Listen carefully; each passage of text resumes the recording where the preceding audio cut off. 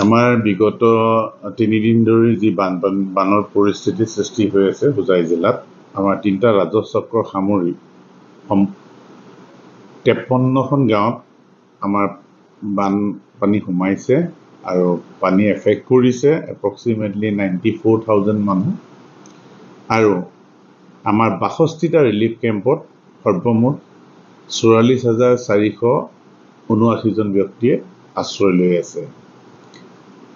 প্ৰথম দিনা আমাৰ ৱাটাৰ লেভেলটো বহুত ওপৰত আছিলে, আজি ডেঞ্জাৰ লেভেল অৰ্থাৎ 71 মিটাৰৰ পৰা তললৈ নামি 70 মিটাৰলৈ নামিছে আৰু পানীৰ যিটো ডেপ্থ আছিলে আমাৰ প্ৰায় 1.5 to 2 মিটাৰ পানী আমাৰ যোৱাকালিৰ পৰা শুকোৱা আৰম্ভ হৈছে। যোৱাকালি দুপৰীয়া 2টা বজাৰ পৰা পানীটো ৰৈ গৈছে আৰু ক্ৰমান্বয়ে পানীটো তললৈ নামি আহিছে আৰু আমি আশা ৰাখিছোঁ আমাৰ যি ৱাটাৰ লেভেল সেইটো আৰু তললৈ দুদিনৰ ভিতৰত আহিব আৰু অনাগত দুদিনৰ পাছত আমাৰ ৰিলিফ কেম্পবোৰ আমি বন্ধ কৰিবলৈ সক্ষম হ'ম।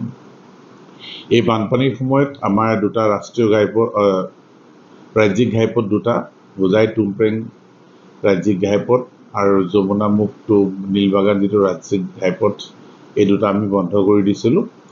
যমুনা মুখৰটো আমি আশা কৰিছোঁ দুদিনৰ ভিতৰত খুলি দিব পাৰিম আৰু আমাৰ হোজাই টুমপেং যিটো ৰাজ্যিক ঘাইপথ আছিলে সেই ঘাইপথটো এটা খণ্ডত অলপ বেয়াকৈ আমাৰ কনষ্ট্ৰাকশ্যন ছাইট আছিলে, শ্লোপ আছিলে, শ্লোপটো এতিয়া যদিও বাকী খণ্ড শুকাই যাব শ্লোপটো আমি পুতি দিয়াৰ পাছতে যাতায়াতৰ ব্যৱস্থা তাত কৰিব পৰা যাব। এয়াই বানপানীৰ আমাৰ সবিশেষ আৰু আমি পৰ্যাপ্ত পৰিমাণে ৰিলিফ মেটেৰিয়েল দিছোঁ, ক'তো একো কমি হ'ব দিয়া নাই।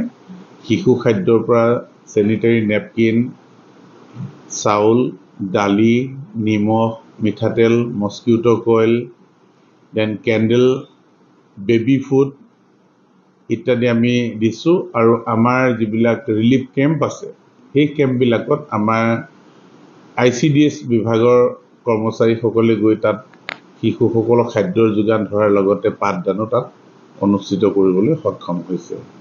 গতিকে আমাৰ ইয়াত দুৰ্যোগ আহিছে কিন্তু আমি খুব সুন্দৰভাৱে এইখিনি পৰিচালনা কৰিব পাৰিছোঁ।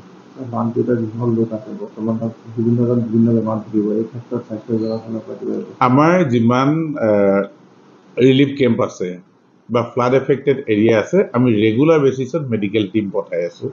সকলোৱে স্বাস্থ্য পৰীক্ষা কৰিছে, আপোনালোকে ইচ্ছা কৰিলে কেম্পত গৈ চাবগৈ পাৰে। স্বাস্থ্য পৰীক্ষা চলিব। স্বাস্থ্য পৰীক্ষা বানপানীৰ পাছতো যিখিনি ফ্লাড এফেক্টেড এৰিয়া থাকিব আমি মেডিকেল টিম বনাই প্ৰতিখন গাঁৱলৈ প্ৰতিদিনে মেডিকেল টিম যোৱাৰ ব্যৱস্থা আমি কৰিম।